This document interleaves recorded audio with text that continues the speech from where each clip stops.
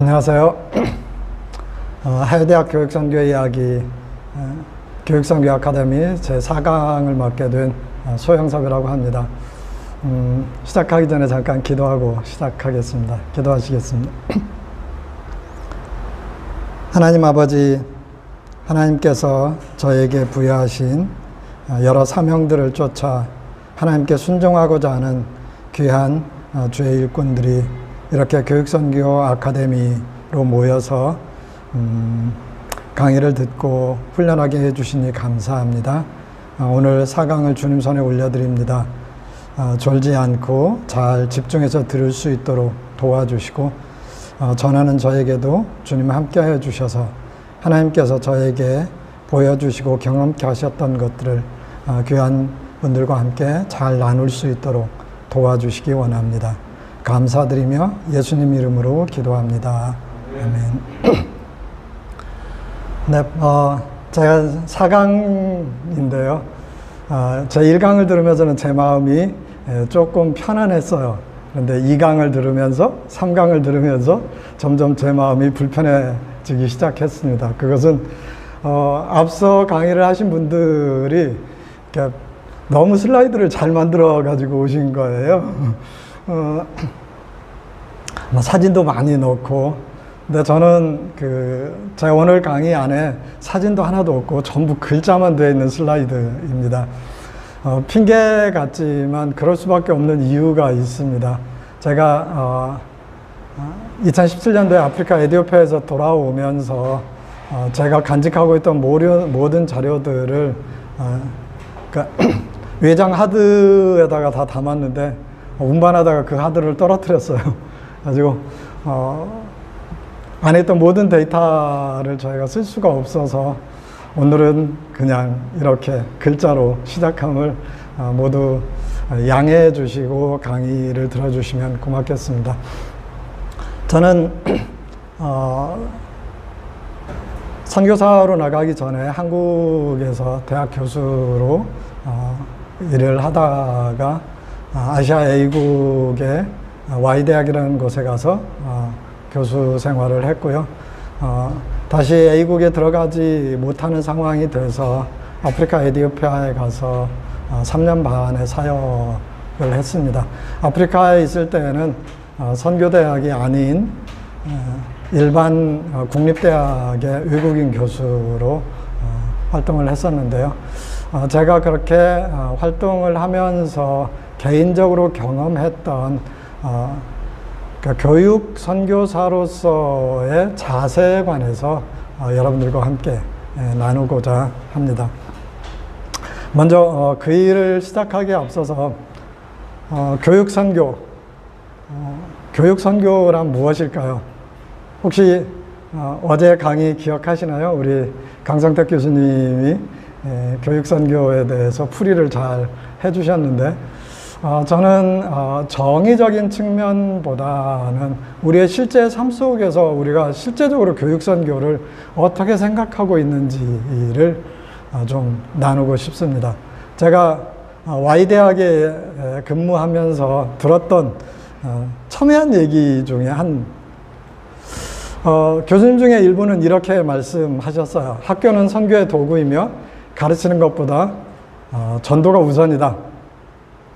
그래서 수업 시간에 학생들을 잘 가르치고 학생들이 지적으로 성장하는 거에 대해서는 별로 관심이 없으시면서 어떻게 하면 학생들하고 접촉점을 만들어서 그 학생들에게 사역이든 전도 폭발이든 직접적으로 복음을 전하는 기회를 삼을까에만 몰두하셨던 그런 교수님들이 계셨어요.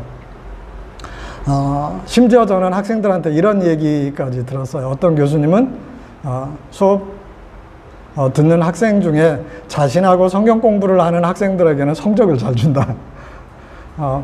제가 사실인지 아닌지를 확인은 직접 해보지는 못했지만 학생들 사이에서 그런 소문이 돌 정도로 굉장히 전도에 열심이셨던 교수님이 계셨습니다. 그런가 하면 어떤 교수님들은 이렇게 말씀하십니다. 학교에서 하면 교육이다. 잘 가르치는 거에 집중해야 된다. 잘 가르치면 선교는 저절로 된다. 그러니 전도할 생각하지 말고 학생들을 잘 가르치는 거에 집중해야 된다라고 강조하시는 분들이 계셨어요. 이런 분들은 왜 학교에서 학생들에게 그렇게 그 성경을 가르치려고 노력하느냐. 그렇지 않아도 여기는 사회주의이고, 그리고 이 땅은 창의적 접근 지역이라 복음을 전하는 것이 학교의 위상, 그리고 그러니까 정체성 자체, 학교를 문을 닫게 할 수도 있는 이런 그 위험한 일들인데 왜 그런 위험한 일들을 스스로 감수하느냐라는 이야기를 하시는 분들도 계셨어요. 정말 스펙트럼이 너무도 다양했습니다. 이건 정말 극과 극의 스펙트럼을 가지고 있는 교수님들과 함께 일을 하면서 정말 교육 선교가 무엇인가를 저는 생각하게 됐습니다. 교육 선교, 교육과 선교, 어느 것이 중요한 것일까요? 제가 이렇게 물었을 때 여러분들의 마음속에 그래도 선교가 좀 더 중요하지 않을까? 아니야, 교육이 그래도 중요하지 않을까? 라는 생각들을 하셨다면 실은 우리는 교육 선교에 대해서 조금은 감히 제가 이렇게 말씀드린다면 잘못된 생각을 가지고 있다라고 말씀드리고 싶습니다. 교육과 선교를 우리는 분리해서 생각할 수 없습니다. 그럼에도 불구하고 우리는 교육 그리고 선교, 교육 선교 그러면 교육과 선교를 분리해서 생각하는 어떤 기본 태도들이 우리 안에 있습니다. 뭐 교육 선교뿐만 아니라 요즘 그 선교계에 많이 그 유행되고 있는 BAM, 비즈니스 선교도 마찬가지입니다. 비즈니스냐? 선교냐라고 구분점들을 가지려고 하고 있죠. 근데 이런 구분점들을 갖고 있는 것은 실제 우리가 그동안 우리의 신앙 교육 안에서 잘못된 세계관들을 가지고 있기 때문입니다. 그 첫 번째를 저는 이원론적 성속 이분법이라고 이야기하고 싶습니다. 이원론이라는 것은 어떤 것인지 우리가 너무 잘 알고 있죠. 영의 세계와 세속의 세계, 육의 세계를 나누고 영의 세계는 선한 것이고 육의 세계는 악한 것이라고 봤던 그리스의 철학에서부터 시작되었고, 이런 그 잘못된 이원론으로 말미암아 초기 기독교 안에 영지주의, 그노시스주의라는 이단이 탄생하게 돼서 교회 안에 심각한 영향력을 미치기도 했던 그런 것이죠. 아마 이런 이원론적 그 세계관이 종교개혁 이후에 조금 그 달라지는 듯 했지만 여전히 오늘날 교회 안에서도 이런 이원론을 구체적으로 따르는 건 아니지만 이원론과 흡사한 형태의 생각들을 가지고 있습니다. 그것을 우리는 성속 이분법이라고 말합니다. 늘 우리는 어떤 일을 할 때 이 일은 거룩한 일이냐, 하나님의 일이냐, 아니면 세속적인 일이냐, 내 일이냐, 세상의 일이냐라고 구분하고 있습니다. 예를 들어 교회 안에서 하는 일들은 거룩하고 좋은 일, 하나님이 기뻐하시는 일, 선한 일이라는 생각을 갖고 있지만 내가 일상의 삶 속에서, 즉 직업을 가지고 회사에 가서 일을 한다면 그 일은 세속적이고 하나님의 일이 아닌 그저 나를 위한 일이라는 생각들을 갖고 있게 되죠. 선교사는 조금 더 거룩하고 좋은 일인 것처럼 느껴지고 해외에 나가서 복음을 듣지 못한 사람들에게 복음을 전하지만 그 사람이 해외에 주재원으로 나가 있다 그러면 어쩐지 그 사람은 세속적인 일을 하는 사람처럼 생각하는 경우들이 너무 많습니다. 저는 대학교 때 학생 선교단체를 통해 예수를 믿었습니다. 제가 그 학생 선교단체에서 활동하면서 참 많이 들었던 얘기 중에 한 가지는 이런 거였어요. 학교를 졸업하고 직장에 취업한 선배들이 저희들한테 와서 이렇게 얘기하는 것이었습니다. 내가 회사에서 하는 직업은 부업이야. 내 주업은 전도하는 거야. 그러면 저희는 막 그렇게 말하는 것에 정말 그 열광함을 박수를 쳤고, 오, 대단한 선배님이셔. 이렇게 생각했던 기억이 있습니다. 저도 마찬가지였습니다. 대학을 졸업하고, 진로를 결정하는데, 처음에는 그 선교단체 간사가 될까를 생각했었습니다. 그런데 간사가 되는 거는 제 마음에 좀 두려움이 있었어요. 그래서 차선으로 선택한 게, 캠퍼스에 남는 방법 중에 하나, 교수가 되면 되겠다라고 생각해서 대학원에 갔습니다. 제 석사 과정을 돌아보면 저는 수업 시간을 제외한 모든 시간을 학교에 저희 선교단체 서클룸에서 살았습니다. 후배들하고 성경 공부하느라고.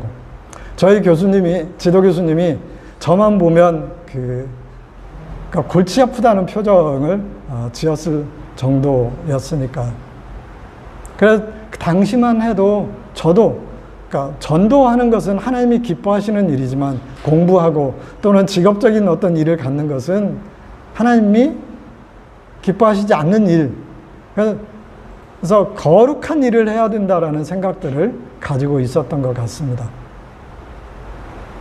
이 생각이 교회 안에 우리는 깊이 들어와 있습니다. 그래서 교육, 그것은 사람들을 가르치는 것, 그래서 주일학교에서 학생들을 가르치는 교육은 하나님이 기뻐하시는 일이지만 학교에서, 대학에서 학생들을 가르치는 것은 세속의 일이라는 생각들을 가지고 있게 됩니다. 그래서 세속의 일보다는 하나님의 일을 하는 것이 훨씬 더 중요하다는 생각을 갖게 되면 교육이 먼저가 아니라 선교가 먼저라는 이야기를 하게 되고, 그 구분점들에서 아니야, 대학 그리고 학교를 세웠다고 그러면 학교를 운영하는 것, 잘 운영하는 것이 우선순위지라는 생각들을 할 수 있게 된다는 것입니다. 두 번째, 교회에서 신앙교육을 받은 저희들 머릿속 안에 선교 그러면 예수님이 저희에게 마지막 유언처럼 하셨던 마태복음 28장 18절에서부터의 그레이트 커미션 또는 대위임령이라고 하는 선교의 명령, 너희는 가서 모든 족속 속으로 제자를 삼아 아버지와 아들과 성령으로 세례를 주고 내가 분부한 모든 것을 가르쳐 지키게 하라라고 하셨던 그 말씀, 그 위임령에만 지나치게 집착하는 경향이 있다라고 보여집니다. 그런데 성경에는 예수님이 우리에게 전달한 대위임령 외에 하나님께서 태초에 천지를 만드시고 이 만드신 피조물 가운데 인간을 만드셔서 인간에게 사명을 부여하실 때 부여했던 명령이 있습니다. 그것은 하나님께서 부여하신 이 피조 세계를 잘 다스리고 생육하고 번성하라는 것이었어요. 이것을 우리는 문화명령이라고 부릅니다. 그런데 우리의 머릿속 안에는 이 문화명령은 구약, 옛날에 나온 명령이고 우리에게 주어진 명령은 신약에 나오는 대위임령만이 유일한 하나의 명령인 것처럼 생각하는 것 같습니다. 그러나 하나님께서 우리에게 주신 명령은 이 두 가지를 동시에 지켜야 하는 것입니다. 그래서 문화명령을 우리가 중요하게 생각한다면 그 문화명령은 우리가 이 땅 가운데 하나님을 섬기고 아는 사람들이 이 땅을 어떻게 아름답고 선하게 섬겨나가는가, 그것은 직업을 통해서도 그리고 교육을 통해서도 이룰 수 있는, 좀 비즈니스를 통해서도 이루어 나가야 되는 일들이라고 생각합니다. 그래서 이 두 개의 명령을 동시에 조합하는 것이라면, 그것은 문화명령을 무시해서도 안 되고 대유입령을 무시해서도 안 된다면 결국 우리는 교육, 선교에 교육이 먼저냐 선교가 먼저냐라는 물음을 굳이 물어야 될 필요가 없다라는 생각을 저는 하고 있습니다. 세 번째는 전도에 대한 오해입니다. 제가 뒤에 가서 책을 하나 소개를 드리겠지만 선교란 무엇인가라는 책에 존 스토트는 이렇게 설명을 합니다. 전도에 대해서 우리가 정의를 할 때 이런 정의가 필요하다. 제가 슬라이드를 약간 좀 결과로서의 정의, 방법으로서의 정의를 전도로 정의하지 말자라는 것입니다. 전도를 결과로 정의하고 방법으로 정의하자가 아니라 결과로 정의하지 말고 방법으로 정의하지 말자라고 이야기합니다. 우리가 보통 전도라고 이야기하면 어떤 생각을 갖게 되나요? 전도 많이 하셨어요? 몇 명이나 하셨어요? 라고 물었을 때 그 대답을 여러분들이 하신다면 어떤 생각을 먼저 하게 되나요? 그것은 내가 그동안 교회에 몇 명이나 데리고 왔지? 아니면 내가 그동안 뭐 사역리든 뭐든 내 앞에서 예수님을 믿겠다고 영접한 사람들이 몇 명이나 되지? 라는 생각을 먼저 하게 될 것입니다. 그런데 그렇게 생각하는 것은 결국 결과를 우선시하기 때문입니다. 우리는 너무도 전도에 대해서 개종 위주의 결과로 그 전도를 생각하는 경향이 있습니다. 또 다른 하나가 있습니다. 그것은 전도를 이야기할 때 삶으로의 전도냐 아니면 말로써 전도냐라는 이야기들을 종종 하게 돼요. 삶으로 전도하는 것도 전도다. 아니, 삶으로 전도해서 그 사람이 직접 그리스도의 복음을 귀로 듣지 못한다면 그게 무슨 전도야? 라고 이야기하는 사람들도 있습니다.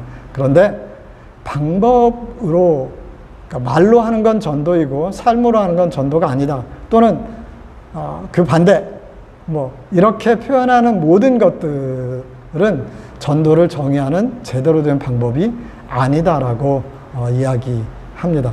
그러면 전도란 무엇일까요? 전도는 복음의 선포라고 이야기합니다. 예수님은 당신을 따라다니는 제자들을 향해서 한 번도 나를 믿으라 또는 유대교를 버리고 내가 새로운 종교를 창시할 테니 내 종교를 따르라라고 이야기해 본 적이 없으십니다. 예수님은 사역의 초창기부터 때가 찼고 천국이 가까웠으니 회개하고 복음을 믿으라 라는 선포를 했다라는 것입니다. 그러면 복음의 선포를 전도라고 우리가 표현을 하게 된다면 이 전도 안엔 우리의 삶을 통해서 복음을 이야기하는 것, 하나님 나라가 이 땅 가운데 임했다라고 예수님이 말씀하셨을 때 예수님은 실제로 하나님 나라가 이 땅에 임하면 어떻게 될 것이라는 것을 보여주셨어요. 그렇죠? 병자들을 고치시고 귀신 들린 사람을 낫게 하시고 배고픈 사람들에게 먹을 것을 주시고 그러면서 천국이 하나님 나라가 임한다면 이렇게 될 것이다라는 것을 보여주셨다라는 것이죠. 그것이 한편으로의 복음의 선포입니다. 그러면서 예수님은 말로도 천국은 어떠한 곳이다라는 얘기, 하나님 나라는 어떠한 곳이다라는 것을 말로도 말씀하셨죠. 그것도 복음의 선포라고 이야기할 수 있을 것 같습니다. 따라서 복음의 선포는 여러 가지 방법으로 이루어질 수 있다. 그런데 그렇게 이루어지는 선포 자체, 그 모든 것이 전도라고 정의할 수 있다는 것입니다. 꼭 개종의 결과처럼 얻어지는 결과로 우리가 전도를 보지 말자라는 것입니다. 이거는 굉장히 중요한 의미가 있습니다. 또한 전도라는 것을 우리는 결과로 늘 정의하게 되면 항상 이렇게 누군가 내 앞에서 결신하고 결단하는 것에 늘 초점을 맞추게 됩니다. 그러나 여기에도 문제가 있습니다. 어떤 사람이 기독교, 예수 믿는 것에 대해서 전혀 모르고 예수 믿는 것을 극도로 혐오하는 사람이 있다면 그 사람을 그 사람의 영적 상태를 저희가 마이너스 10이라고 이야기하고, 어떤 사람이 나 이제 예수 믿기로 작정했습니다 라고 이야기하는 순간을 0이라고 표현한다면, 어떤 사람이 내 앞에서 내가 전하는 전도 폭발이든 사역이든 이 복음의 전도 이야기를 듣고 예수를 믿기로 결심했다라고 해서 그 사람이 그 이전부터 아무런 변화가 없었다라고 생각하는 건 굉장히 합리적이지 않습니다. 어쩌면 그 사람이 그 결과에 오기 전까지 어떤 사람에 의해서 마이너스 10에서 예수 믿는 사람을 보니까 저 사람은 좀 이상해. 저 사람처럼 예수 믿는 거라면, 저런 사람이 예수 믿는 사람이라면 좀 관심을 가져볼 만해 라고 생각해서 극도로 혐오하던 생각이 조금 반대하는 생각으로, 그래서 마이너스 10에서 마이너스 7로 바뀌었다면, 그 마이너스 7로 바뀐 사람이 또 어떤 사람에 의해서 마이너스 2로 바뀌었다가 그 사람이 저를 만나서 그 사람이 예수를 믿기로 결심하는 상태가 되었다면, 이 사람이 예수 믿는 데에 따른 공과를 우리가 논한다면 그 공은 누구에게 가장 많이 돌아가야 될까요? 저일까요? 저는 그렇게 생각하지 않습니다. 분량은 어떨지 모르지만 그거에 관여했던 모든 사람들이 이 사람의 회심에 관한 공이 있다라고 생각합니다. 따라서 이러한 이언어적 성속 이분법이나 아니면 문화명령에 대한 깊은 통찰이나 또는 전도에 대한 오해를 벗어버리지 않는다면 우리는 교육 선교를 하면서도 늘 교육과 선교를 분리해서 생각하고 교육이 먼저일까 선교가 먼저일까라는 고민을 할 수밖에 없을 것이라는 사실입니다. 그래서 이 부분이 저희는 먼저 해결이 되어야 될 거라고 생각합니다. 이 부분에 대해서 보다 더 깊은 통찰을 얻기를 원하신다면 책을 한 권 소개해드리고 싶습니다. 선교란 무엇인가? 이 책은 존 스토트가 오래전에 썼던 책을 그의 제자인 크리스토퍼 라이트가 자신이 스승한테 배웠던 생각들을 다시 정리하면서 스승이 했던 얘기에 본인의 생각을 첨부해서 쭉 적어나간 작은 책자입니다. 그러나 이 작은 책 안에 선교에 대해서 깊이 생각할 수 있는 많은 이야기들이 담겨 있습니다. 존 스토트, 우리가 잘 알고 있죠. 한국 교인들 존 스토트 굉장히 좋아하죠. 그런데 그건 아십니까? 존 스토트가 영국 성공회의 목사라는 사실은. 존 스토트는 오늘날 세계 선교 운동의 중요한 어떤 중심점을 잡고 있는 로잔 운동의 핵심 멤버였습니다. 그러나 사실 로잔 운동은 존 스토트가 시작한 게 아니라 빌리 그레함 목사님이 시작하셨죠. 근데 빌리 그레함 목사님이 WCCC 에큐메니컬 운동에 대항하기 위해서 우리가 전 세계적인 어떤 복음주의 운동이 필요하다라는 생각을 가지고 로잔 위원회를 구성하면서 존 스토트 목사님을 간곡하게 요청해서 초청을 했어요. 그래서 존 스토트 목사님이 로잔의 위원회에 참석하면서 어쩌면 세계적인 명성을 얻게 됐는데, 그래서 누구는 이야기하기를 돈은 빌리 그레함이 되고 유명세는 존 스토트가 다 얻었다, 뭐 이런 표현을 하기도 합니다. 그러나 저는 로잔 위원회가 갖고 있는 선교에 대한 개념과 통찰력이 오늘날 선교계에선 정말 필요한 일들이라는 생각을 하게 됩니다. 그 중에 한 구절을 소개한다면, 사회적 행동은 전도의 동반자라는 것이다. 동반자는 서로 연결되어 있지만 서로 독립되어 있기도 하다. 하나가 다른 하나의 수단도 아니며 다른 하나의 표현도 아니다. 각각 그 자체로 하나의 목적이다. 둘 다 거짓 없는 사랑의 표현이다. 전도와 긍휼 사역은 하나님의 선교의 한 세트이다. 로잔위원회에서 끊임없이 이야기됐던 것은 사회복음, 사회운동, 사회변혁과 복음, 개인의 변화와 그들의 개종이 어떤 연관성이 있는가에 대한 끊임없는 논쟁들이 있었는데, 그 논쟁에 대한 답을 존 스토트는 이렇게 해주고 있습니다. 어쩌면 저희는 교육선교 아카데미니까 이거를 이렇게 바꾸어서 읽을 수도 있을 것 같아요. 교육은 전도의 동반자라는 것이다. 동반자는 서로 연결되어 있지만 서로 독립되어 있기도 하다. 하나가 다른 하나의 수단도 아니며 다른 하나의 표현도 아니다. 각각 그 자체로 하나의 목적이다. 둘 다 거짓 없는 사랑의 표현이다.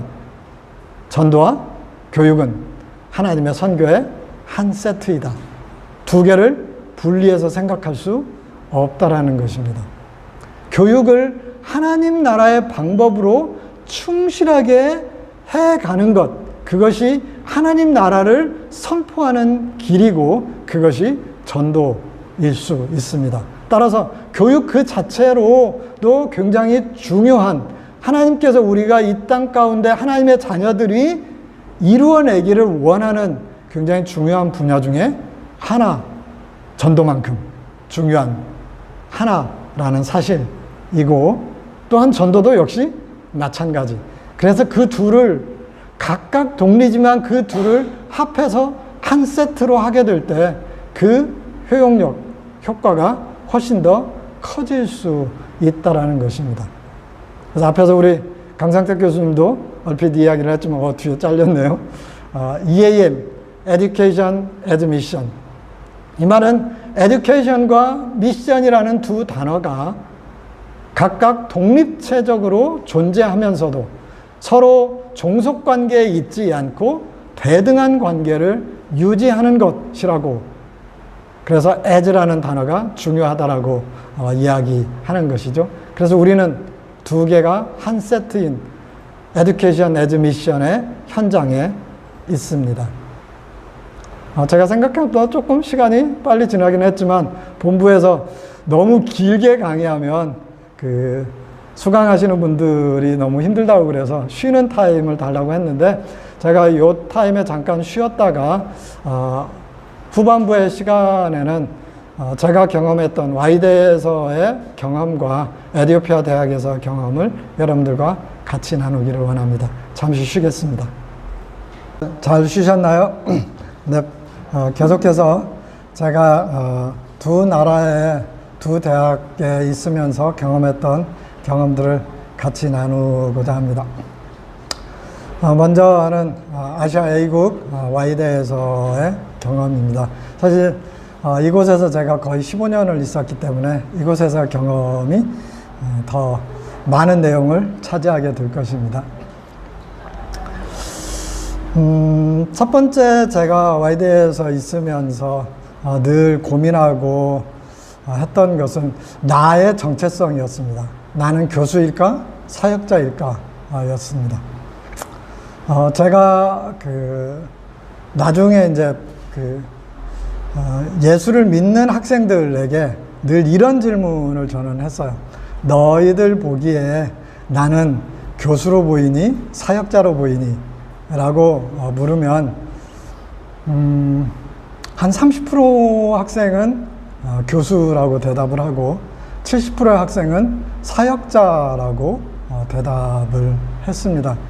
근데 저는 이렇게 많은 학생들이 저를 사역자로 본다라는 사실에 저는 굉장히 가슴이 아팠고, 그리고 제 마음속에 더 많은 회개와 그리고 성찰이 필요하다는 생각을 늘 하게 됐습니다. 왜냐하면 이것은 어떻게 보면 교육선교의 목표와 목적과도 관련이 있습니다.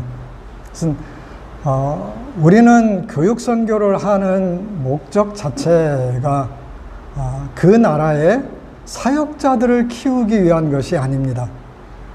교육을 통해서 그 나라의 건전한 크리스찬 리더십, 그 나라 사회 곳곳에 들어가서 사회 안에 기독교적 세계관을 가지고 그 나라를 변화시킬 사람들을 키우는 일입니다. 그런데 그 아이들이 그 변혁을 일으킬 곳에 가서 모델로 삼아야 될 사람들은 바로 저라고 생각을 했었습니다. 여러분들도 혹시 그런 경험이 있으신지 모르겠어요. 그러니까 지금은 뭐 사역자가 되고 목회자가 되고 또는 그 선교사가 되어서 다 잃어버린 옛날 이야기일 수도 있을지 모르겠지만, 교회에 이름하여 그 평신도 아니면 사역을 하지 않는 상태에서 교회에 예배에 참석했을 때 목사님께서 내가 수긍하기 힘든 또는 참 내가 순종하기 어려운 이야기들을 하나님의 말씀이기 때문에 순종하라고 이야기할 때 마음속에 목사님은 목사님이시니까 그런 거 순종하기 쉽지, 그런데 저희 목사님이 어디 회사는 다녀보셨나? 라는 생각들로 그 권고와 권유들을 쉽게 내 삶에 적용하려고 노력하지 않았던 부분들은 혹시 없으셨나요? 저는 참 그 점이 두려웠습니다. 제가 가르치고 있는 학생들이 나중에 사회 안에 들어가서 직장 생활을 하고 일터에서 하나님 나라의 복음대로 살고 말씀에 순종해서 살려고 할 때 어려움이 닥칠 수 있는데, 그 어려움 앞에서 우리 교수님은 어차피 사역자니까 그렇게 말씀하시고 그렇게 살 수 있겠지만 나는 직장인으로 이 사역 가운데 너무 어려워, 그렇게 순종하지 않아도 되지 않을까라는 쉬운 생각을 해버리지 않을까라는 두려움이 있었기 때문입니다. 저는 정말 학생들에게 예수 잘 믿는 교수로 보이고 싶었습니다. 저 교수님은 사역이 아니라 정말 학생들을 잘 가르치는 교수인데 예수도 잘 믿는 사람이야 라고 보여지고 싶었어요. 그런데 대다수의 학생들은 제 마음과는 달리 제가 어떻게 행동했는지 모르지만 대다수의 학생들은 저를 사역자로 보았다는 사실이에요. 그것이 저한테는 참 안타까움이었고 아쉬움이었어요. 두 번째, 제가 그 와이대에서 있었던 일들 중에 하나는 내 양 뺏어가지 마. 한 번은 그 교수들끼리 같이 모여서 회의를 하는데 한 교수님이 이런 표현을 썼어요. 왜 내 양을 뺏어가는 교수님들이 많은데 이렇게 양심적으로 내 양을 그러니까 다른 사람의 양을 뺏어가는 일을 하지 않았으면 좋겠다라는 그 의견을 제시하는 교수님을 보았어요. 사실은 다른 교수님이 그분의 양을 빼앗은 건 사실은 아니었어요. 창의적 접근 지역 안에서 사역을 하다 보니까 사실은 굉장히 비밀리에 해야 되잖아요. 저도 주로 새벽에 만나고, 밤에 만나고, 이런 일들을 할 수밖에 없는 상황 속에서 한 학생이 A라는 교수님하고 연결이 돼서 성경 공부를 하고 있었어요. 그런데 이 A라는 학생은 또 다른 교수님하고도 친하고 싶은 거예요. 그래서 그 교수님하고도 친하게 지나면 그 교수님이 또 성경 공부하자고 요청을 하니까 거부할 수 없잖아요. 왜냐하면 저 다른 선생님한테 공부하고 있는데요 이러면 선생님이 조금 실망하고 또 혹시나 자기를 좀 달리 대할까 하는 염려가 있을 수 있기 때문에, 그래서 이 학생은 양쪽으로 공부를 하기 시작했어요. 어쩌면 양다리를 걸친 거죠. 그런데 어느 순간인가 이게 밝혀지게 된 거죠. 처음 이 학생을 만났던 교수님 입장에서는 이 학생 처음에 내가 정말 애쓰고 힘써서 성경 공부에 끌어당겼는데 어느 날 보니까 다른 교수님하고도 성경 공부를 하고 있다라는 사실을 발견했을 때 그분의 그 난감함, 실망감을 이해할 수는 있겠지만, 정말 우리의 그 선교대학 안에서의 사역이 내 양, 내 제자라는 표현이 정말 맞을 수 있을까라는 생각을 저는 늘 해왔습니다. 저는 물론 저희 교수님들이 전부 다 이렇게 한 건 아니지만 제 사역에서 와이대에서 제 경험 속에 정말 좋은 동역자들을 만났다라는 거에 대해서는 하나님 앞에 정말 감사하는데, 그 중엔 이런 동역자들이 있었어요. 저희는 어떤 한 학생을 제가 만나다가 이 학생은 내가 접근해서 하는 것보단 다른 교수님이 하는 게 훨씬 더 이 학생의 고민을 들어주고 해결하는 데 있어서 도움이 될 것 같아요. 그러면 저는 그 학생을 다른 교수님한테 소개해 줬어요. 또 그 교수님도 자기가 그러니까 접촉을 해서 관심을 갖게 하고 성경 공부를 하다가 중간에 보니까 내가 가르치는 것이 훨씬 더 나을 것 같다라는 생각이 들어서 저한테 그 학생을 넘기기도 하고, 우리는 이렇게 서로의 장점을 살려서 다른 사람에게 자신이 물론 처음에 접촉은 그랬을지라도 다른 교수님에게 사역을 맡기고 했던 경험이 있습니다. 이 경험은 저한테는 정말 놀라운 경험이었고, 와이대 안에서 제가 사역할 수 있었던 원동력이 되었다고 고백합니다. 대학에서 가르치는 것은 내 제자, 내 양이 아닌 우리 모두의 제자, 우리 모두의 양으로 인식될 수 있다면 얼마나 좋을까라는 생각을 해보게 됩니다. 앞에서 저희가 교육선교의 교육과 선교는 한 세트로 따로 분리해서 생각할 수 없다. 따라서 교육도 굉장히 잘 해야 된다라는 이야기를 드렸습니다. 그런데 저희가 이렇게 교육을 잘 해야 된다라고 생각하게 되면 자주 겪는 또 다른 갈등이 있습니다. 그것은 좋은 학교가 되어야 된다. 제가 그 슬라이드에는 인류학교라고 표현을 했어요. 근데 좋은 학교가 된다라는 것에 대해서는 저도 동의합니다.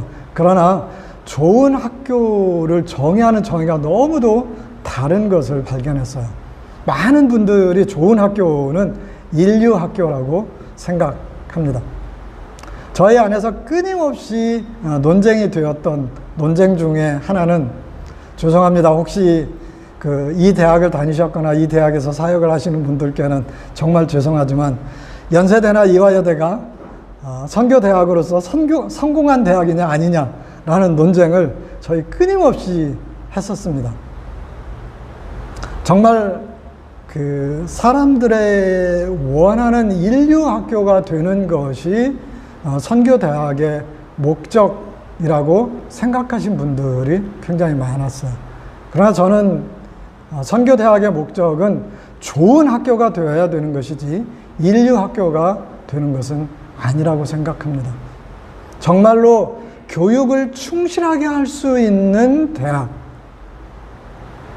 그래서 학교에 들어온 학생들이 그들이 비록 개종을 하든 하지 않든 간에 이 학교를 다닌 것으로 인해서 그들의 인생이 예전과는 다를 수밖에 없는 삶을 살 수 있도록 만들어내는 것, 그것이 대학을 세우고 학교를 세워서 교육 선교를 하는 목표라고 저는 생각합니다. 이것은 꼭 대학뿐만이 아닙니다. 고등학교를 하다 보면 인류학교, 그것은 좋은 대학에 학생을 많이 보내는 것이 되어질 수 있어요. 한국의 일반 고등학교들처럼 학생들의 상황은 완전히 접어둔 채 유명한 대학에 얼마나 많은 학생들을 보내느냐로 학교를 평가하는 그러한 학교가 되어서는 그것은 선교학교 또는 교육선교를 하는 학교라고 보기 어렵지 않을까라는 생각을 하게 됩니다. 와이드의 경험의 앞부분에서는 어쩌면 갈등과 고민이었다면 지금부터 하는 이야기는 저 안에 기쁨과 의미를 두었던 이야기들입니다. 그것은 협력사역과 관계된 일입니다. 첫째 협력사역은 저희 명칭을 저희는 이제 유기체 모임이라고 두었는데요. 이 모임을 시작하게 된 것은 앞에서 벌어졌던 내양 사건 때문에 그랬습니다. 우리가 창의적 접근 지역 안에서 사역을 하지만 우리 안에선 좀 더 사역을 좀 오픈하고 공개하자. 그래서 모든 교수님들이 다 참여하는 건 아니지만 이 일에 동의하는 교수님들은 같이 모여서 저희가 일주일에 한 번씩 시간을 내서 저희 그 학과 학부에 속해 있는 학생들의 전체 명단을 가지고 그 학생들의 상황을 파악하는 일을 했습니다. 즉 예를 들자면 제가 그러니까 1학년 한 학생의 이름을 부르면 그 학생에 대해서 그 자리에 모여 있는 저희 모든 교수님들이 알고 있는 정보를 다 쏟아내는 거예요. 걔는 내가 최근에 전도하고 싶어서 지금 접촉 중인데 근데 걔 요즘 좀 문제 있는 거 아닐까? 수업 시간, 내 수업에 들어오는데 내 수업 시간에 맨날 줘라. 걔는,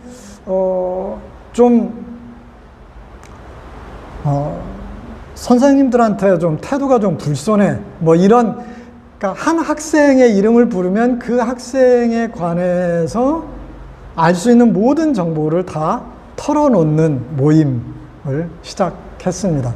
이렇게 그 모임의 이름을 저희가 이제 유기체 모임이라고 불렀는데 이렇게 유기체 모임을 하게 되니까 저희 안에 큰 유익이 있었어요. 그것은 내가 만나는 학생들의 상황을 정확하게 알 수 있었다는 사실입니다. 정말 저한테 와서 성경을 공부하는 그 학생, 정말 저한테는 순종적이고 그렇게 좋은 학생을 더 이상 만나볼 수 없었다라고 생각하는 그 아이가 다른 교수님들한테는 오만불손하고 굉장히 잘못된 태도를 보이는 학생이었다라는 것을 저는 처음 알았어요. 그리고 이렇게 저희가 학생들의 상황을 놓고 살펴보다 보니까 정말 사각지대가 사라지게 되더라고요.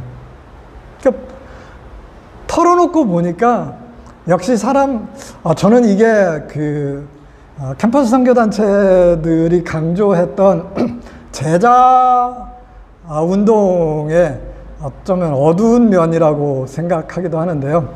우리가 제자 운동을 하게 되면 제자 훈련 시간에 늘 하는 얘기가 디모데후서 2장 2절을 늘 하죠. 저 사도 바울이 디모데에게 권고했던 충성스러운 사람에게 부탁하라. 그래서 충성스러운 사람을 찾기에, 왜냐하면 제자를 만들어야 되니까 다들 혈안이 되어 있죠. 그러다 보니까 정말 눈에 띄는 아이들에게 많은 선생님들의 관심이 집중되어지고, 그리고 선생님들의 관심을 전혀 못 받는 또 다른 부류의 많은 학생들이 있다라는 것을 저희는 발견하게 됐어요. 그래서 그 학생들에게 조금 더 다가갈 수 있는 기회들을 얻게 됐고, 이걸 통해서 정말 소외당하지 않고 모든 학생들이 관심을 받고 사랑 가운데서 지낼 수 있게 된 귀중한 경험이었습니다. 두 번째 협력은, 이거는 정말 선교대학만이 가질 수 있는 장점이라고 생각합니다. 그것은 커리큘럼이었어요. 저희는 교과 과목을 만드는 데 있어서 특별히 저희 YD 자체가 창의적 접근 지역 안에 있었기 때문에 공개적으로 무슨 성경적 세계관을 가르칠 수는 없잖아요. 그러나 정말 이 아이들이 어떻게 해서든지 성경적 세계관의 모습이 무엇인지를 듣고 볼 수 있는 그런 기회는 제공해 줘야 되지 않을까라는 생각들을 하게 됐어요. 그래서 저희들끼리 모여 앉아서 어떻게 하면 정말 기독교를 가르친다라는 냄새를 전혀 풍기지 않으면서도 학생들에게 기독교적 세계관을 가르칠 수 있을까? 그래서 아이들을 냈던 것 중에 하나가 교양 과목에 과학사라는 과목이었어요. 과학사를 가르치면 중세 과학사 안에 등장하는 과학자들은 99%가 크리스찬들입니다. 그들이 왜 과학을 했는가를 설명하기 위해서는 복음의 이야기, 크리스찬의 이야기가 안 들어갈 수가 없게 돼 있어요. 그래서 그 과목을 통해서 자연스럽게 서양의 과학사를 가르치는 과목이지만 그 안에 뿌리 깊게 담겨져 있는, 과학 안에 담겨져 있는 기독교 세계관을 학생들에게 전달할 수 있는 기회가 있었어요. 또 다른 교양 과목 하나는 결혼과 가정이라는 과목이었습니다. 결혼과 가정이라는 과목, 교양 과목 중에 특히 저희가 있었던 그 나라도 이혼율이 굉장히 높고 사회적으로 가정이 불안정한 가정들이 굉장히 많았기 때문에 겉으로 이야기하기에도 굉장히 좋았어요. 결혼과 가정이라는 과목은 강의도 하지만 저희가 이 커리큘럼을 어떻게 만들었냐면 학생들에게 숙제를 줘요.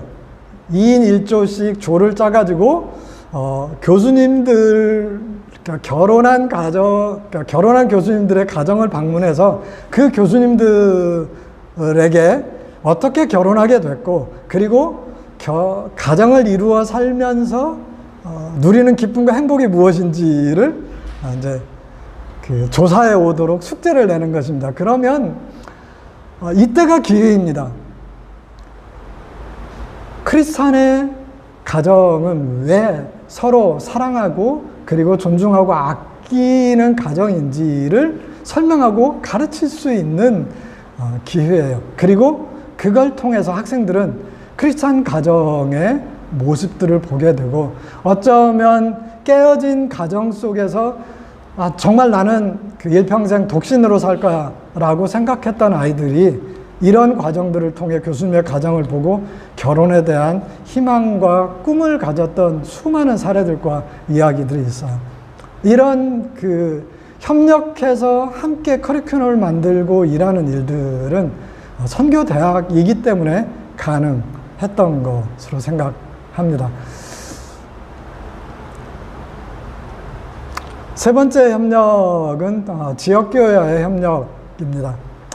저희는 유기체 모임을 하면서 저희 안에 공통으로 결의했던 사항이 한 가지 있다면, 가능하면 학생들을 교수가 지나치게 오래 붙들고 가르치지 말자라고 저희 약속을 했습니다. 왜냐하면 이거는 어쩌면 제 경험 속에서 제가 선교단체를 통해서, 학생 선교단체를 통해서 예수를 믿고 그 안에서 양육을 받아서 그런지는 모르지만, 젊은 아이들의 신앙은 또래 집단을 통해서 커가는 것이 훨씬 더, 목사님을 통해서 또는 간사님들을 통해서 교육받는 것보다 훨씬 더 크고 잘 자란다는 것을 저는 경험적으로 알았기 때문에, 이 학생들을 내가 가르치는 것보다 같은 또래 집단 안에서 서로 부딪히면서 살아가는 것이, 그 안에서 성장하는 것이 아이들의 신앙 육성에도 정말 도움이 된다라고 생각을 했었기 때문에 저희는 학생들을 가능하면 지역교회 대학부에 보내려고 노력했습니다. 그리고 지역교회 안에 대학부 지도자들과 협력관계를 맺어서 우리는 이런 계획을 가지고 있습니다. 그러니 우리가 학생들을 보낼 테니 그 학생들이 실제로 그 교회 안에서 이루고 있는 상황들을 저희에게 좀 보고해 주십시오. 그러면 같이 협력해서 사역을 해나가면 훨씬 더 유익한 사역이 될 것이라고 생각합니다 라고 설득을 해서. 그런데 참 어려움들도 있어서, 왜냐하면 지역교회의 목회자분들이 이런 제안들에 대해서 굉장히 의심의 눈초리를 가지고 바라보는 경우도 있었어요. 아니, 그렇게 해서 정보를 주면 그 학생들 다 도로 뺏어가려고요?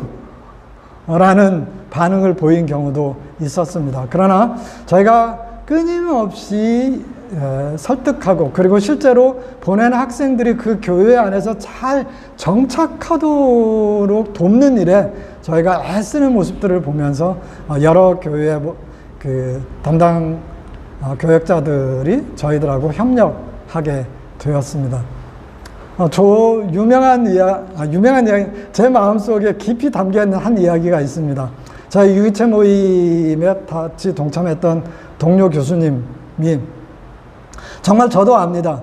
그 학생을 이 교수님이 그러니까 변화시키기 위해서 얼마나 많은 노력을 했는지, 집에 데리고 와서 같이 살기까지 했던 그런 학생이었어요. 그런데 이 친구가 예수를 믿기로 작정한 뒤엔 교회로 보냈어요. 교회로 보냈더니 그래서 교회 안에서 정말 신실하게 잘 자랐어요. 졸업 후엔 지금은 사역자가 돼서 지금 사역을 하고 있는 친구인데, 이 친구가 졸업할 때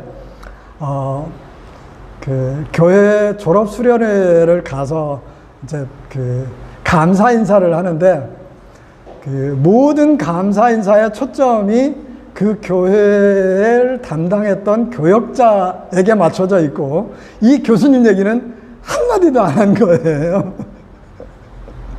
그래서 교수님이 나중에 이제 돌아와서 내가 지 때문에 고생한 게 얼마나 많은데 어쩌면 한마디도 안 할 수 있지? 그래서 제가 등을 치면서 우리 원래 이렇게 되기로 작정하고 일 시작한 거 아니었나? 라고 위로 아닌 위로를 했던 적이 있었는데요. 정말 제가 15년 동안 와이드에서 사역을 했는데, 어떤 분들은 저한테 이렇게 묻습니다. 15년 사역해서 제자를 얼마나 두셨나요? 그럼 저는 갑자기 말문이 막혀요. 내가 제자라고 이야기할 수 있는 사람이 있을까? 정말 저는 제가 제자라고 감히 말할 수 있는 아이가 없는 것 같아요. 내 제자라고 이야기할 수 있는 아이.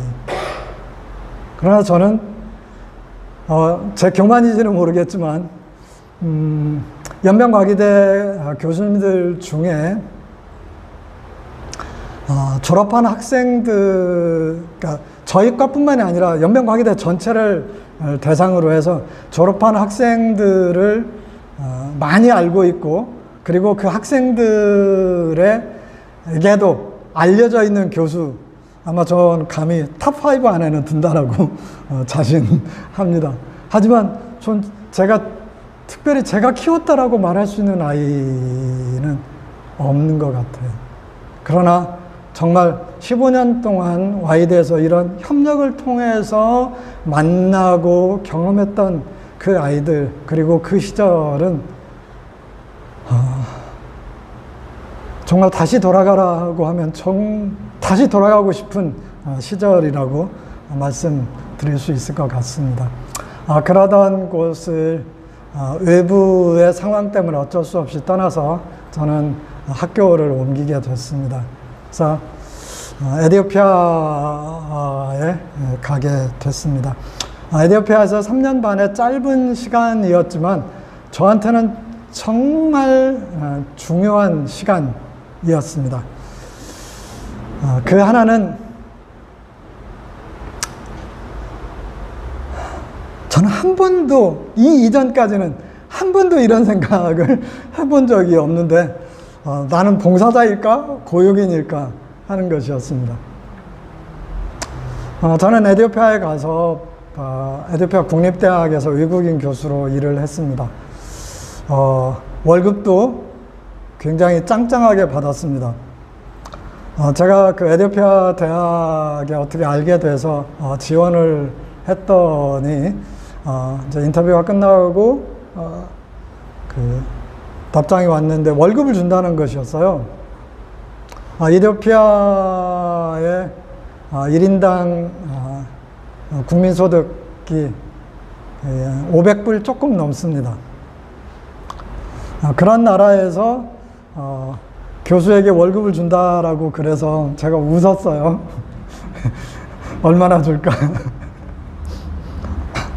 전 그 에듀페에서 월급을 월 3,500불씩 받았습니다. 굉장히 재밌는 나라인데, 외국인 교수들은 그 유엔에서 따로 자금이 나와요. 이 나라는 특별하게. 그래서 이제 외국인 교수들인데, 또 일반 대학 교수들은 2,500불인데 공과대학 교수는 3,500불이에요. 그래서 저는 3,500불을 받았습니다. 연변과기대에 있으면서 제가 끊임없이 생각했던 거는, 저는 이곳에 봉사자로 왔다라는 생각을 했었어요. 그런데 같은 생각으로 이디오피아도 갔던 것 같아요. 봉사자. 왜냐하면 비록 우리가 생각할 때 이디오피아에서 주는 월급으로는 굉장히 큰 액수였지만 3,500불이 한국에서 교수가 받는 월급에 비해서는 별거 아니었어요. 그랬기 때문에 저는 이디오피아에 가서도 나는 이 땅에 봉사하러 온 사람이라는 생각이 더 컸습니다. 그런데 이디오피아 현지인의 사람들의 생각은 달랐어요. 저는 그들이 생각할 땐 그들이 받을 수 없는 높은 월급을 주고 고용한 고용인이었어요.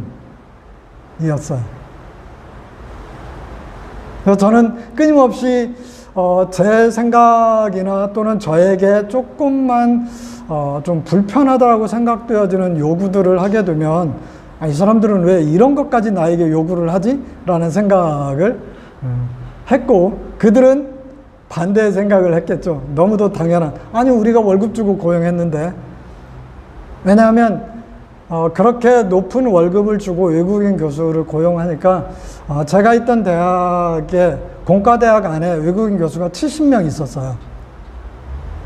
근데 저 혼자만 한국 사람이었고 나머지 69명은 인도 사람들이었는데요. 인도 사람들은 박사학위를 받고 인도에 취업을 해도 그러니까 당시에 공대의 그 조교수 월급은 2,500불이었는데 2,500불 받는 게 쉽지가 않았어요. 인도에서 공학박사 학위를 가지고 있어도. 그래서 이디오피아로 굉장히 많은 사람들이 학위를 마친 뒤에 외국인 교수로 들어와 있었어요. 그러니까 저는 봉사하러 왔다라고 생각하지만 현지인들의 생각은 저나 인도 사람이나 다를 바가 뭐 있겠어요. 그렇잖아요. 3,500불 월급 주고 고용한 고용인이었는데요. 처음에는 굉장히 불편했던 일들이 나중에 생각하니까 제가 잘못 생각하고 있었다는 것을 발견하게 됐어요. 그래서 한 1년 반 지난 이후로부터는 정말 그들이 요구하는 사항들을 최대한 다 반영해서 제 학업에 임하려고 했고, 그리고 공유하려고 했고, 그들과 함께 일했던 기억들이 있습니다. 어쩌면 그러니까 일반 대학에 내가 전문인으로서 취업을 해서 가게 된다면 우리는 그들 입장에서 내가 봉사자고 선교사이기 때문에 좀 더 높은 위치에 있다라는 생각들은 굉장히 위험한 생각이 될 수 있다는 것을 깊이 깨달았던 시간들이었어요. 그래서 제가 3년반을 마치고 저 파송본부에 부름이 있어서 국내 사역을 하기 위해서 한국에 들어올 때 거기에 있던 현지인들이 월급이 적어서 가는 거야? 그래서 그 학장한테 잘 말하면 월급을 더 줄 수도 있을 텐데 이러면서 말렸던 기억이 있는데요. 월급 때문에 그랬던 건 아니고요. 한 가지 거기에서 일하면서 참 저한테 아쉬운 점이 있었다면 그것은 팀의 필요성이었어요. 저 혼자 그 그 대학의 한국 사람이랑, 그리고 저 같은 생각과 정신을 가진 사람은 오직 저 혼자였다라는 사실이 굉장히 힘들었어요.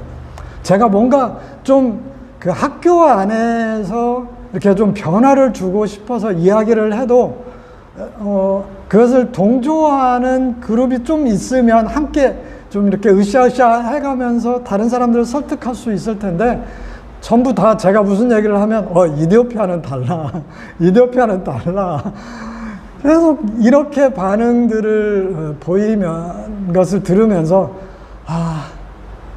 몇 사람이라도 같이 왔어야 된다는 생각을 했어요. 그래서 제가 끊임없이 좀 그 같이 일을 할 만한 사람들에게 이렇게 여기는 월급도 줘 뭐 이러면서 초청들을 많이 했는데 안 오시더라고요. 이디오피아 너무 멀다고. 멀기는 멀더라고요.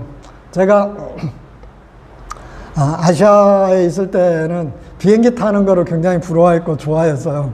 근데 그 에티오피아 딱 가니까 1년에 한 번 한국 오는 것도 정말 지겹더라고요. 비행기 타는 게 너무 길어가지고. 그래서 멀기는 좀 멀었지만 정말 우리 좀 생각이 맞는 사람들이 같이 가서 이 일을 할 수 있었다면 얼마나 더 좋았을까라는 생각들이 있었습니다. 그래서 혹시라도 이런 그 준비를 하시는 분들이 계시다면, 그래서 사실 선교대학을 세워서 하게 되면 그 나름대로 장점이 있을 수 있지만, 그렇게 하기에는 너무 재정적으로나 또는 인력을 모으는 거나 이런 거가 힘들다면 일반 대학에 가서 어떤 그 전문인으로서 또는 뭐 일반 학교에 가서 교육자로서 삶을 드리고 헌신하는 것도 충분히 필요한 일인데, 혼자 가는 것보다는 마음이 맞는 몇 사람이 좀 팀을 이루어서 가게 된다면 훨씬 더 나은 시너지 효과를 내지 않을까라는 생각이 들었습니다. 저는 이 시간을 통해서 제가 경험했던, 그래서 교육 선교를 담당하는 사람으로서 어떤 마음의 태도와 자세들이 필요할 것인가를 제 경험을 통해서 나누었는데요. 혹시 뭐 이거 외에 다른 내용이나 또는 제가 지금까지 했던 이야기들 중에 질문이 있으면 질문을 받도록 하겠습니다.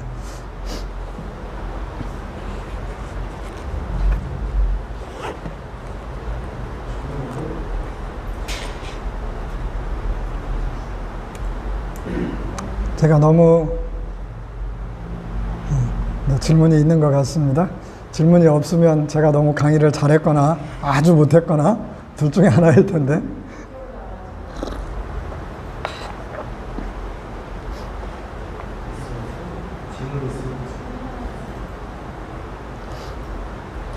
네, 질문이 전달되고 있습니다.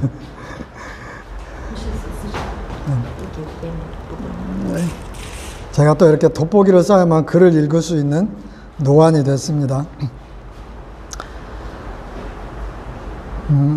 네, 질문. 사람들에게 보이기 좋은 대학이 아닌 하나님께서 보시기에 좋은 대학, 고등학교의 기준에는 무엇이 있을까요? 그러한 정체성을 가질 수 있는 방법들에 대해 경험을 바탕으로 말씀해 주시면 감사하겠습니다. 네, 좋은 질문 감사드립니다. 네, 앞에서도 우리 이영기 총장님 그 강의에서 정말 그 현지인들의 필요를 채울 수 있는 것이 굉장히 중요하다라는 말씀을 해주셨는데, 정말 그 좋은 학교가 되려면 첫째는 그 학교에 들어오는 사람들이 만족할 수 있어야 된다라고 생각합니다. 근데 그 만족의 가장 기본은 저는 사랑이라고 생각합니다. 제가 있었던 그 아시아 이국의 와이대는 학교 건물이나 이런 건 별로 보잘것없는 학교였습니다. 그래서 학생들이 처음 배치를 받아가지고 학교에 오면 너무 실망한 눈초리가 많습니다. 이렇게 조그맣고, 이렇게, 좀, 뭔가 좀 촌스러운 대학에 왔다라는 느낌의 반응들입니다. 근데 저희는 항상 그 학생들을 대상으로 한 학기를 기다립니다. 한 학기를 마치고 방학이 돼서 집에 다녀오게 되면 학생들의 태도가 180도 바뀌게 됩니다. 그것은 고향에 돌아갔어요. 그래서 본인보다 훨씬 더 좋은 대학이라고 하는 대학에 갔던 친구들도 만나게 될 거 아니에요. 그런데 대학에 가서 교수 집에 초대받아서 교수 가정과 함께 밥을 먹어본 친구는 아무도 없어요. 저희 학교에 온 친구 외에는. 수업 시간 외에 자신의 인생을 위해서 교수와 자신의 인생에 관해서 앞길을 놓고 상담하고 깊이 또는 자신의 어려운 가정사를 같이 아파하면서 이야기를 나눈 친구 한 사람도 없어요. 저희 학교를 다녔던 친구 외에는. 딱 한 학기 지나고 방학 때 집에만 갔다 오면 학생들의 표정이 바뀌어서 옵니다. 유명한 대학도 아니고 건물이 좋은 것도 아니고, 그러나 자신들의 삶과 인생에 관심을 가져주고 사랑을 베풀 줄 아는 선생님들과 함께 있다라는 사실이 그들에겐 정말 감동이 되었고, 그것이 비록 학교의 모습은 초라하고 학교의 모습은 좀 다른 학교에 비해서 그렇게 보인다 할지라도 그들에겐 정말 이 학교가 나한테는 좋은 학교라는 사실을 알 수 있게 되었다라는 것이죠. 그래서 정말 사랑으로 품고 아이들의 한 사람 한 사람의 인생에 관심을 갖고 교육해 주는 것, 그것이 좋은 학교가 되는 가장 첩경이라고 생각합니다.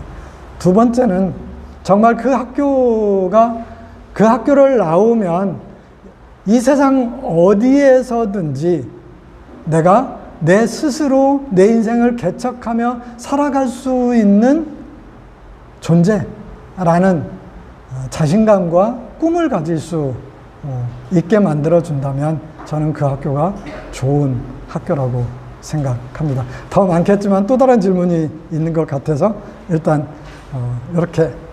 없습니까? 그래요. 저는 그거 외에 저희 학교를 졸업한 학생들의 반응입니다. 한 번은 저희 학교 졸업생이 취업해서 갔던 회사의 사장님이 그러니까 사원을 뽑기 위해서 저희 학교를 직접 방문을 하셨어요. 그래서 저희 그 사장님한테 이렇게 물었어요. 아니, 그냥 인사 담당자 보내도 될 텐데 왜 사장님이 직접 오셨어요? 그랬더니 이 사장님의 대답이 이런 거였습니다. 보통 대학을 졸업하고 졸업생들이 자기가 졸업한 학교에 대해서 그렇게 많이 이야기하는 거를 들어본 적이 없습니다. 그런데 이 학교 졸업생들은 모였다 하면, 만났다 하면 자기 학교 얘기를 하고 자기 학교 교수님 얘기들을 쉬지 않고 합니다. 그래서 정말 궁금했어요. 도대체 어떤 대학이길래 졸업한 후에도 그렇게 그런 감정과 생각을 가지고 자기 학교를 이야기할 수 있는지. 그래서 궁금해서 보고 싶어서 직접 오셨다는 이야기를 하시더라고요. 아마도 좋은 학교란 이런 학교 아닐까 싶습니다. 뭐 더 이상 질문, 또 있어요? 네, 또 질문이 또 들어왔다고 하네요.